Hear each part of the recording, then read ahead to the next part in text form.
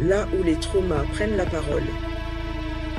Ce que tu vas entendre pourrait bien réveiller quelque chose en toi. Tu veux savoir? Tu veux guérir? Tu veux te venger? Alors va voir celui qui sait. Mais sache que ce qu'il te donne a toujours un prix. Dans certaines maisons des Antilles, il y a des pots qu'on ne touche pas, des poudres qu'on n'inspire pas, des prières qu'on ne dit jamais à voix haute. On appelle ça le quimbois, le tiens-bois, le chambois, une sorcellerie ancienne qui vient du fond des plantations, des douleurs, des colères enfouies, et de cette formule oubliée, tiens, bois. C'est un mélange de plantes, de larmes, de feu, mais surtout de volonté. Une magie qui obéit à ceux qui osent demander, en bien comme en mal. Derrière chaque quimbois, il y a un quimboiseur, homme ou femme, jeune ou ancien. Ils ont des noms, gars des affaires, séanciers, gado, malfaiteurs. On les craint, on les respecte. On leur glisse un nom sur un papier, un cheveu, une pièce et parfois une promesse. Tu veux qu'il ou elle t'aime? Tu veux que l'autre échoue? Tu veux que ton corps guérisse d'une maladie que la médecine ne comprend pas? Alors tu vas chez eux. Mais le problème, ce n'est pas que ça marche, c'est que ça marche trop bien. Elina avait tout perdu, un amour, un emploi et surtout la foi que les choses pouvaient s'arranger sans intervention. Cela faisait 3 mois que Thomas, l'homme avec qui elle avait vécu 5 ans, était parti sans un mot, pas une dispute, pas une explication, juste une lettre courte, c'est pas de ta faute, c'est moi qui dois partir. Et depuis, il ne répondait plus à rien, ni appel, ni message, ni regard quand elle le croisait de loin dans le marché. Elle avait essayé la douceur, les excuses, les rendez-vous, puis les silences, mais rien n'y faisait. Alors un soir, une tante lui murmura entre 2 gorgées de tisane amère « Va voir Delia, en haut de la ravine noire, elle saura. » Et Lina leva les yeux. « Une quimboiseuse. » La tante haussa les épaules. « Elle ne prend pas de clients, elle choisit, mais toi, elle t'attend déjà. » Le lendemain, Elina grimpa la colline, traversa les hautes herbes et s'arrêta devant une petite case en tôle cachée sous les branches d'un fromager. L'air y était lourd, chargé. Une vieille femme était assise devant la porte, peau fripée, regard noir, immobile comme un tronc d'arbre. Sans parler, elle ouvrit la porte. Elina entra. Dedans, l'odeur d'herbes brûlées, de rhum, de cire, des bocaux, des poupées, un mur entier couvert de noms, écrit à la craie, puis effacé à moitié. « Tu veux qu'il revienne ?» Ce n'était pas une question, c'était une vérité crachée. Elina hésita, puis répondit « Je veux qu'il comprenne. » Delia la fixa longuement, puis elle tendit un petit flacon. « Mets-toi goutte dans son café 1 fois, pas plus, pas 2 fois, sinon... »« Sinon quoi? Tu verras. » Elle paya avec un bracelet en argent et un cheveu. Delia sourit. « Il reviendra, mais ne t'attends pas à ce qu'il soit comme avant. On ne répare pas un miroir, on en change juste le reflet. » Et Lina repartit. Et cette nuit-là, elle rêva d'un feu qui parlait et d'un rire qui n'était pas le sien. Le lendemain, elle croisa Thomas dans la rue. Il s'arrêta, la fixa et dit « Tu m'as manqué », comme si de rien n'était, comme si les mots n'avaient pas existé, comme si quelqu'un d'autre parlait à travers lui. Et Lina sentit un frisson, mais son cœur, lui, explosait de joie. Ils reprirent contact, doucement. Il lui écrivait à nouveau, puis l'invita à dîner. Et là, elle fit l'erreur. Par crainte qu'il ne parte, elle mit à nouveau 3 gouttes dans son verre, et cette nuit-là, Thomas se réveilla en hurlant. Il disait avoir vu quelqu'un assis sur son torse, un visage de femme, mais sans yeux. Elina essaya de le calmer, mais il se leva, sortit et disparut. Le lendemain, elle retourna chez Delia, mais la case avait disparu. À sa place, une clairière. Pas de tôle, pas de fumée, juste un cercle noirci au sol et au milieu, le bracelet en argent fondu. Une voix sembla surgir du vent.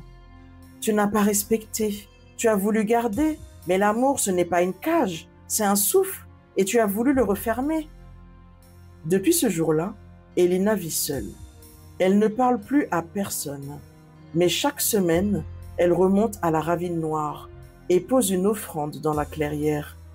Pas pour récupérer Thomas, mais pour ne pas perdre le reste d'elle. Depuis ce soir-là, rien n'était plus pareil. Elina avait repris le chemin du quotidien, mais quelque chose s'était déplacé dans l'air, comme si une faille invisible s'était ouverte autour d'elle.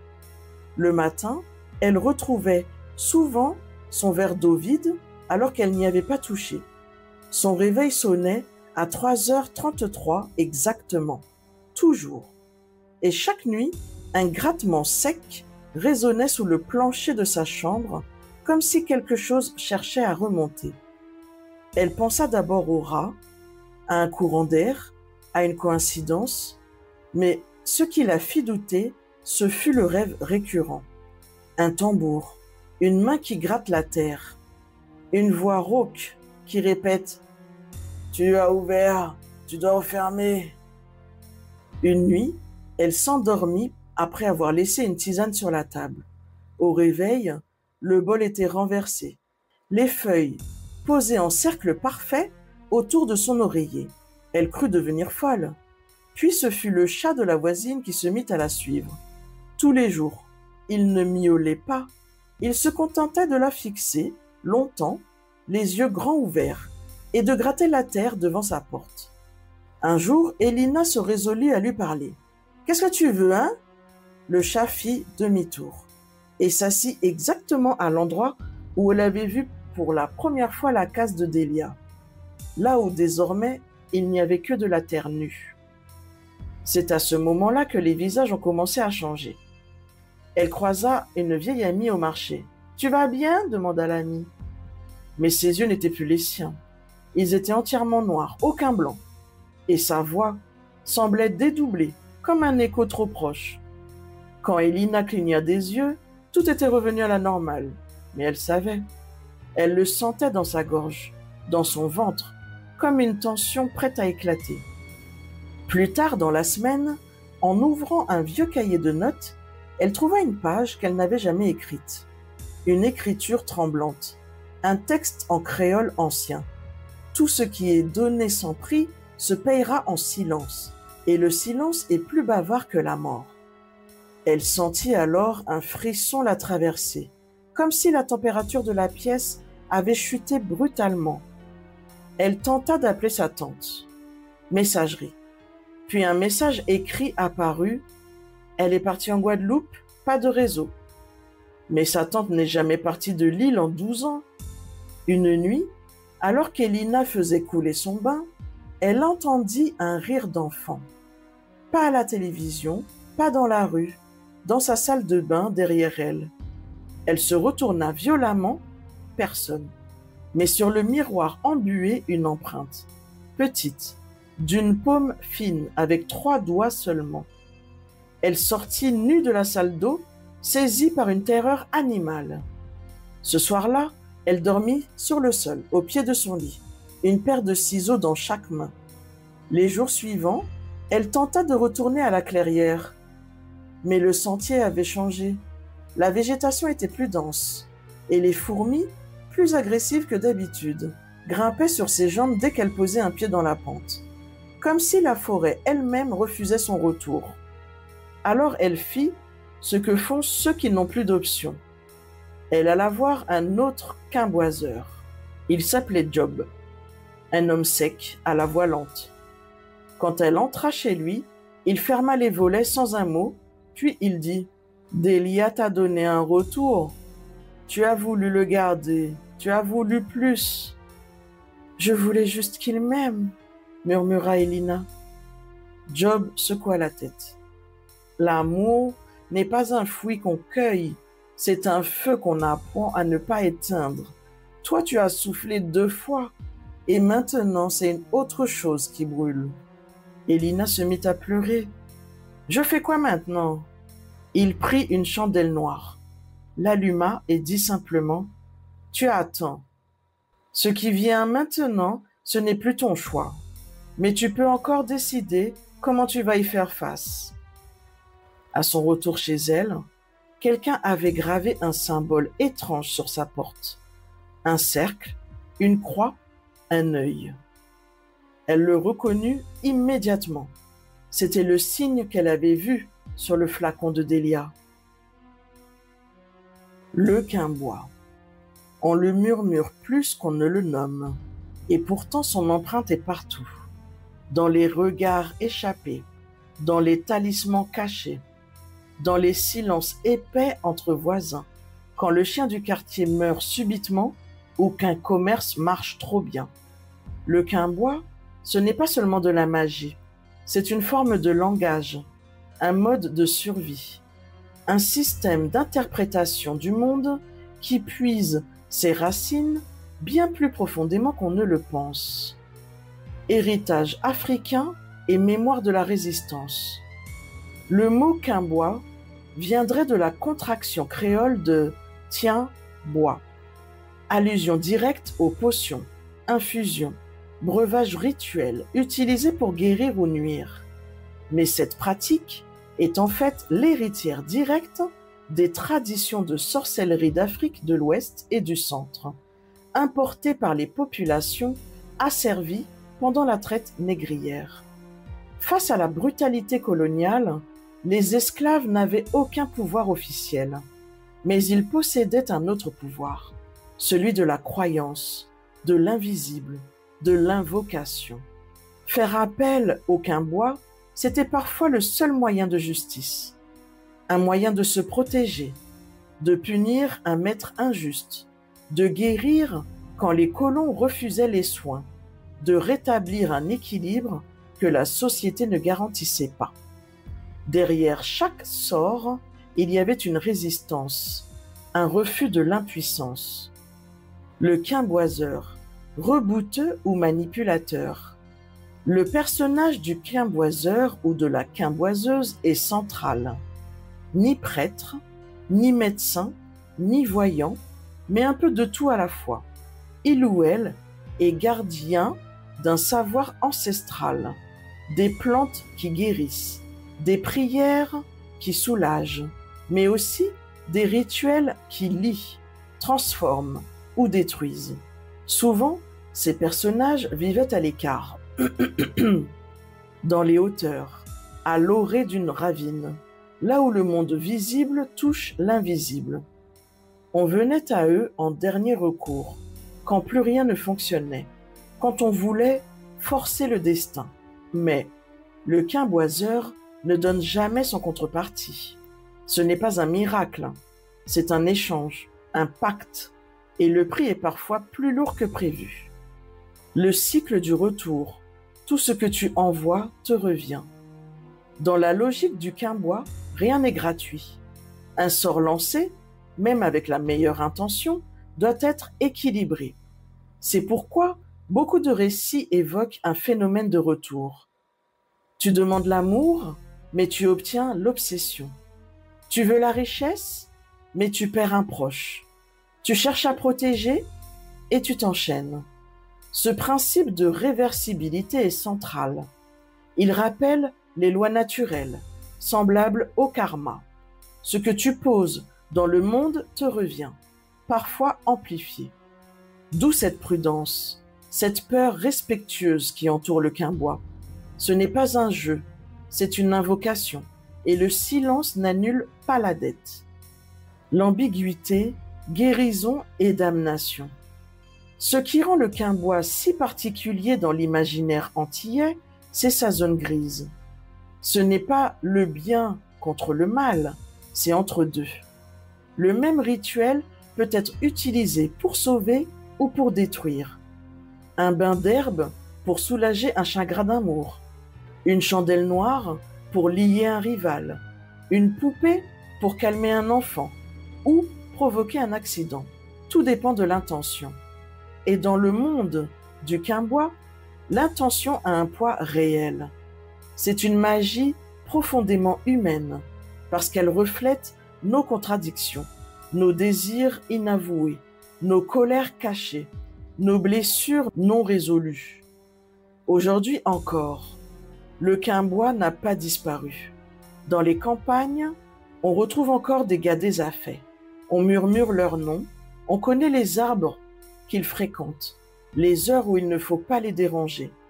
Dans les grandes villes, on croit moins, mais on évite quand même de marcher sur certaines poudres laissées au sol. Et sur les réseaux sociaux, de nouvelles formes de Quimbois modernes apparaissent. Tarot, cristaux, énergie, mais la logique reste la même. Tenter de reprendre le contrôle, demander ce que la vie refuse, et risquer de ne pas pouvoir emporter le prix. Ce soir-là, Elina ne ferma pas l'œil. Elle avait passé la journée à sentir une présence derrière elle, dans la rue, dans sa cuisine, même dans le miroir. Mais ce n'était plus Thomas, ce n'était plus un souvenir, c'était autre chose, quelque chose de réveillé. Elle revit le signe sur sa porte, la même marque que sur le flacon. Elle comprit. Ce n'était pas un simple sort d'amour, ce n'était pas juste un retour, c'était un appel. Et elle avait appelé 2 fois. La première fois, le souffle de l'ombre était entré doucement. La deuxième, elle avait laissé la porte grande ouverte. À 3h33, comme toujours, elle se réveilla en sursaut. Mais cette fois, quelqu'un était dans la pièce. Pas une silhouette, pas un bruit, un froid absolu, un vide vibrant. Elle entendit alors le même rire que dans son bain, puis des pas, sans corps, des mots chuchotés dans un créole qu'elle ne comprenait pas, et pourtant, elle en saisissait chaque sens. Rends ce que tu as appris, rends ou paye. Elle courut chercher le flacon vide. Elle cria, elle implora, mais l'air devint épais, lourd, et la pièce se mit à rétrécir. Puis la voix de Delia surgit, comme un souvenir vivant. On ne répare pas un miroir, on en change juste le reflet. C'était ce reflet-là qu'elle voyait maintenant. Dans ses yeux, dans ses gestes, dans sa maison, le reflet de ce qu'elle était devenue. Une amoureuse affamée, prête à tout, même à l'irréversible. À l'aube, elle ne reconnut plus son propre visage, pâle, les cernes profonds, et autour de son cou, une marque rouge, comme une main visible. Elle descendit en ville, les passants l'évitaient, même les chiens s'éloignaient. Elle savait, elle portait l'ombre. Elle marcha sans but, jusqu'à s'arrêter devant une vieille église désaffectée. Là, un homme l'attendait, Job. Il avait les yeux fermés, mais dès qu'elle approcha, il dit « Tu es venue, c'est que tu es prête à entendre. » « À entendre quoi ?» Il rouvrit les yeux, ils étaient remplis de cendres. « Le Quimbois n'a pas pris Thomas, il t'a prise toi, car tu as voulu contrôler ce qui ne t'appartient pas. Tu n'as pas perdu un homme, tu as perdu ton chemin. » Elina tomba à genoux. « Qu'est-ce que je dois faire ?» Job sortit un petit sac de jute, à l'intérieur une mèche de cheveux, des feuilles sèches et un coquillage noir. « C'est ta part, ta dette. » Elle dut l'avaler. Le goût était amer, comme du sang sur la langue. Puis, il tendit une chandelle blanche. « Ce soir, tu iras dans la clairière. Tu allumeras la chandelle et tu diras son nom. » « Le nom de qui ?» Job la fixa longtemps, puis répondit. « Le tien, celui que tu as oublié. » quand tu as voulu devenir quelqu'un d'autre pour qu'il t'aime. La nuit venue, Elina monta. Les herbes s'écartèrent cette fois, le chemin s'ouvrit, comme si la forêt elle-même avait attendu ce moment. Elle entra dans la clairière. Le cercle noir était toujours là, le bracelet aussi, brisé cette fois. Elle posa la chandelle, l'alluma, puis dit son nom, 3 fois, entier, sans honte. Le vent se leva, et dans le souffle des feuilles, elle entendit « Tu as payé, mais n'oublie jamais ». La flamme de la chandelle vacilla puis se stabilisa. Elle redescendit à l'aube. Le monde était le même, mais elle n'était plus la même. Thomas ne revint jamais, et ce fut bien ainsi, car Elina comprit que l'amour, ce n'est pas attirer quelqu'un vers soi, c'est se rappeler qui l'on est, même quand l'autre part. Elle garda le coquillage noir dans une boîte, et chaque fois qu'elle doutait, elle le regardait, non pas comme une malédiction, mais comme une mémoire, celle du jour où elle a failli se perdre, et où l'ombre lui a murmuré « Tu n'as jamais eu besoin de sort, juste de t'aimer entière ». Le quimbois, ce n'est pas seulement une pratique ancienne, c'est un miroir tendu à notre part la plus vulnérable, celle qui ne supporte pas d'attendre, celle qui veut des réponses, des raccourcis, des garanties, celle qui, parfois, est prête à forcer le destin. Mais à vouloir tordre les lois invisibles, on finit par y laisser des morceaux de soi. Ce que cette légende nous murmure, c'est que tout pacte vient avec un prix, et que même l'amour, s'il est obtenu par contrainte, devient une prison pour l'autre, mais surtout pour soi-même. Elina a touché quelque chose d'ancien, de puissant, de dangereux, et pour s'en libérer, elle a dû affronter la seule entité qui ne ment jamais, elle-même.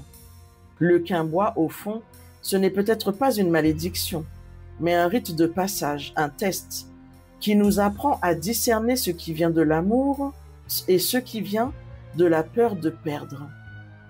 Et toi, jusqu'où serais-tu prêt à aller pour retenir quelqu'un?